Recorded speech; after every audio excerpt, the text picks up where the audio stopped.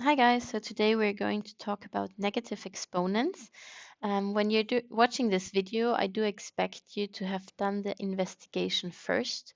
So if you haven't, please pause here and try the investigation first, and then we'll go through a few things. So if we have a negative exponent, let's say, for example, we have 3 to the negative 1. So one thing that you need to know about negative exponents is that whenever you see a negative exponent, you can expect a fraction because 3 to the negative 1 is simply 1 over 3. So negative exponents always have something to do with fractions, meaning that if you have a negative exponent here, your 3 goes in the denominator and you'll have a fraction.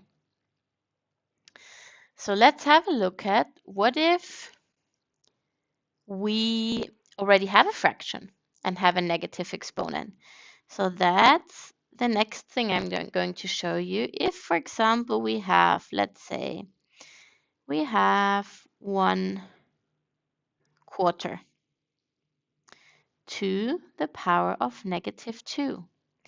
Now, this is really important, and I'm going to make a big note here, and you should do in your notebook as well.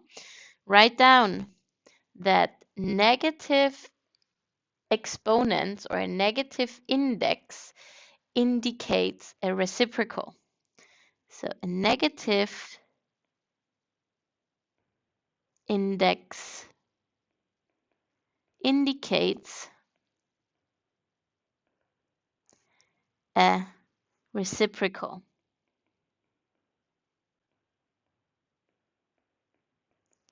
So some of you might be thinking now, what is a reciprocal? And the reciprocal is when you swap the numerator and the denominator. So in this case, we would have, first of all, the first step that we do to get to apply this negative here is we're going to create the reciprocal. And that means we're going to swap the denominator and the numerator. So instead of the 1 in the numerator, we would have the 4. And instead of the 4 in the denominator, we would have the 1. So that's the first thing we would do here. And then we would apply the number. So that would be then when we expand those brackets, that would be 4 to the power of 2 over 1 to the power of 2.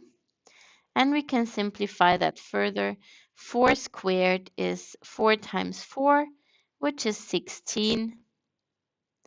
And 1 squared is 1 times 1, which is 1. And that's the answer to this question. And now everything else, when we're working with negative indices, is just the same. But nevertheless, I'm going to go through a few examples with you together here. Let's say we have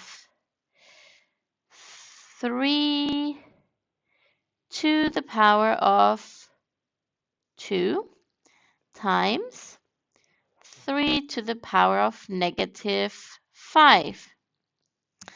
We already know from our index laws that when the base is the same and we have a multiplication here, we need to add the exponents.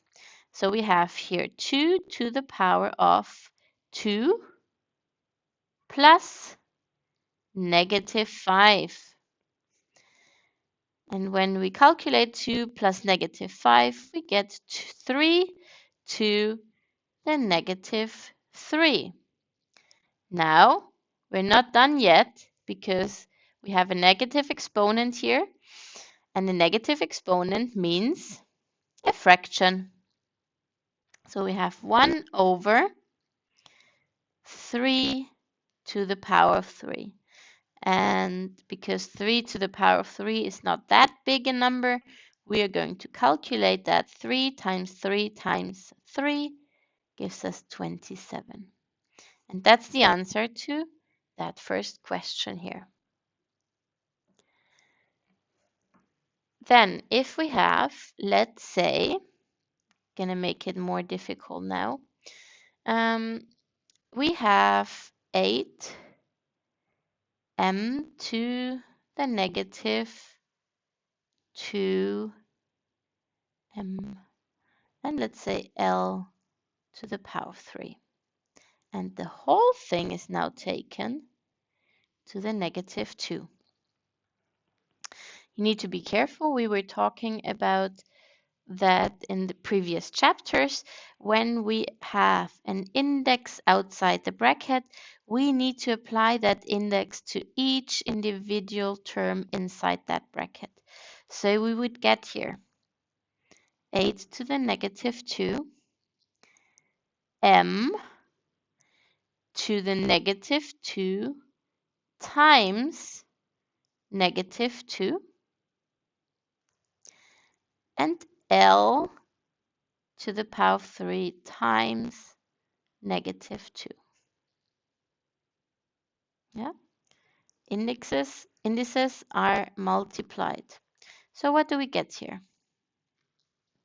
Before I put it into a fraction, I'm going to calculate those indices. So the 8 to the power of negative 2, nothing changes here. Then we have m to the power of negative 2 times negative 2 gives a positive 4. And L to the 3 times negative 2 is L to the negative 6. And now I'm going to put that into a fraction and see which of those terms goes in the numerator and which goes in the denominator. Those with a positive index stay above the fraction line. So in this case, this is only m to the power of 4. Everything else goes underneath the fraction line. So we have here 8 to the power of 2 and L to the power of 6. Final step, we can calculate 8 to the power of 2 to get m to the power of 4 over 64 to the L to the power of 6. And that's my final answer to this question. So here you need to be really good at multiplying negative numbers. So this is something you need to practice. From Delta Math, I am going to take now another example, which I'm going to show you how to work out, and then I'll let you do your practice. So we are going to look at 6 to the power of 0 to the negative 2 over 6 to the power of negative 2. And this is interesting because we have a fraction now where the negative 2 is in the denominator, where it is below the fraction line. Now, what does that mean? That means ultimately this number will end up in the numerator. But let's go through it step by step. So the first thing is that